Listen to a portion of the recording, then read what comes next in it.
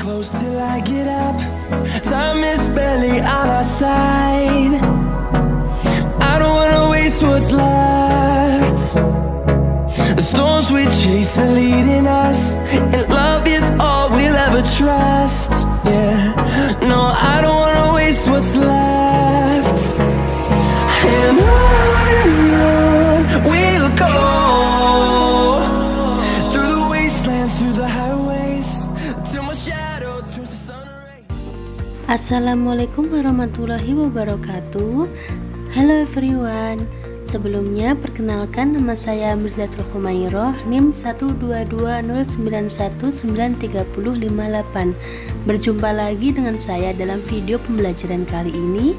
Kita akan membahas tentang pengaruh perubahan dan interaksi keruangan terhadap kehidupan di negara-negara ASEAN.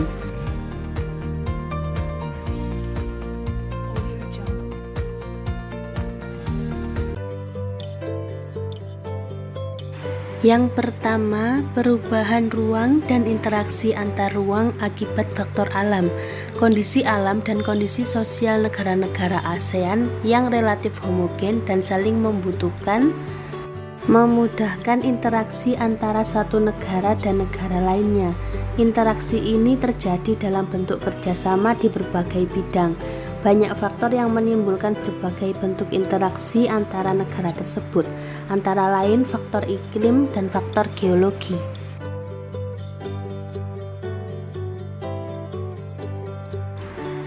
Yang pertama yakni faktor iklim. Lokasi negara-negara ASEAN yang berada di antara benua Asia dan benua Australia menyebabkan wilayah ini memiliki pola arah angin yang berganti setiap setengah tahun sekali.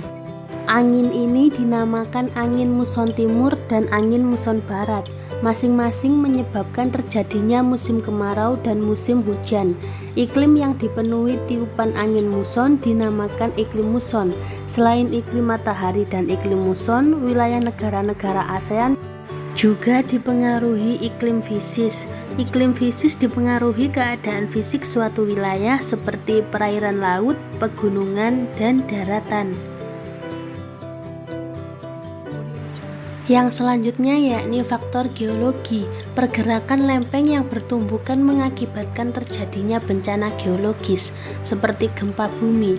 Apabila terjadi di laut atau mempengaruhi pergerakan gelombang laut, gempa bumi dapat menimbulkan bencana tsunami. Setidaknya 4 dari 11 negara ASEAN, yaitu Indonesia, Malaysia, Thailand, dan Myanmar, pernah mengalami kejadian gempa yang merenggut korban jiwa sangat banyak. Sebagian besar korban diakibatkan tsunami yang terjadi setelah gempa berlangsung. Korban tsunami yang menggemparkan dunia terjadi di wilayah Indonesia, yaitu di Aceh pada tahun 2006. Selanjutnya, faktor ketersediaan sumber daya alam negara ASEAN. Sumber daya alam tidak hanya berupa tambang, sumber daya alam hayati dan non-hayati lainnya dapat dijumpai di negara-negara ASEAN.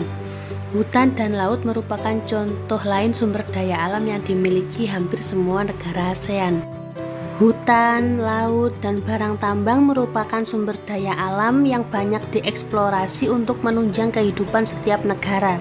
Indonesia memiliki hutan paling luas di antara negara yang lain. Namun laju kerusakan hutan atau deforestasi di Indonesia juga paling tinggi di antara negara-negara ASEAN lainnya. Hasil hutan dari Indonesia dan negara-negara ASEAN lain digunakan sebagai salah satu sumber pendapatan negara.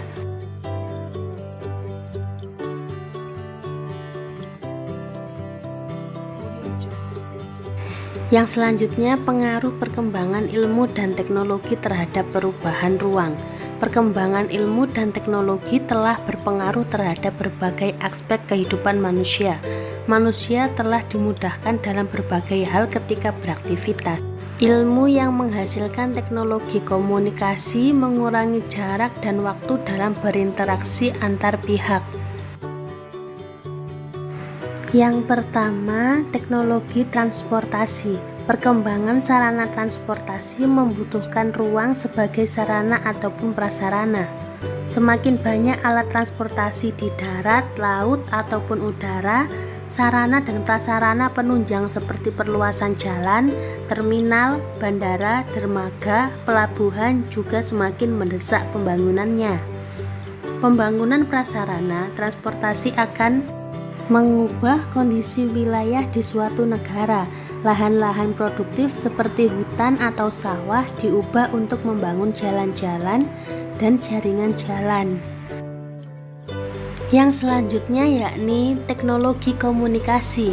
Teknologi komunikasi memungkinkan informasi dapat menyebar luas dalam waktu yang singkat.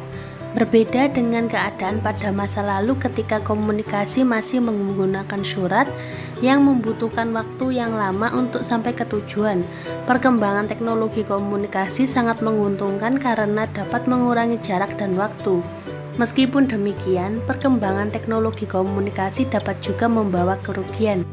Antara lain mengurangi intensitas interaksi secara langsung antar masyarakat. Yang selanjutnya yakni pengaruh perubahan ruang terhadap kehidupan ekonomi. Negara-negara anggota ASEAN mulai menerapkan AFTA, ASEAN Free Trade Area, dalam kehidupan internasionalnya. Secara ekonomis, pemberlakuan AFTA akan menjadikan kegiatan ekonomi lebih meluas. Produsen beras seperti Thailand dapat dengan mudah mengekspor produknya ke Singapura, Indonesia, dan negara-negara anggota ASEAN lainnya, tanpa dibebani pajak, begitupun sebaliknya. Pilihan konsumsi pun semakin banyak, baik kualitas maupun harganya. Kerjasama negara-negara ASEAN ini mendorong terjadinya perubahan tatanan kerjasama antar dalam bidang ekonomi. Persaingan dalam kegiatan ekonomi menjadi lebih ketat dengan adanya kompetitor dari luar negeri. Yang selanjutnya yakni pengaruh konversi lahan pertanian menjadi lahan industri.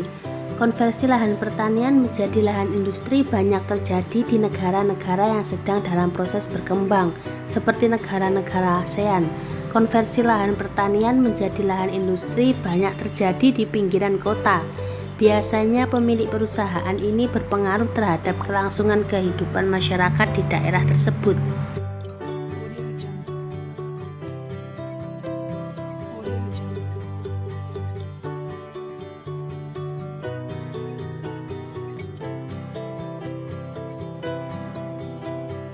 Selanjutnya, pengaruh konversi lahan pertanian menjadi lahan permukiman. Konversi lahan pertanian menjadi lahan permukiman juga pasti akan menimbulkan dampak sama seperti konversi lahan pertanian menjadi lahan industri. Biasanya selalu berdampak negatif apabila dilihat dari sisi fungsi lahan pertanian itu sendiri.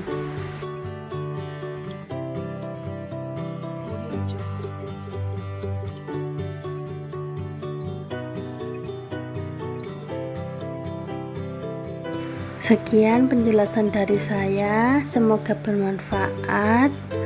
See you. Wassalamualaikum warahmatullahi wabarakatuh.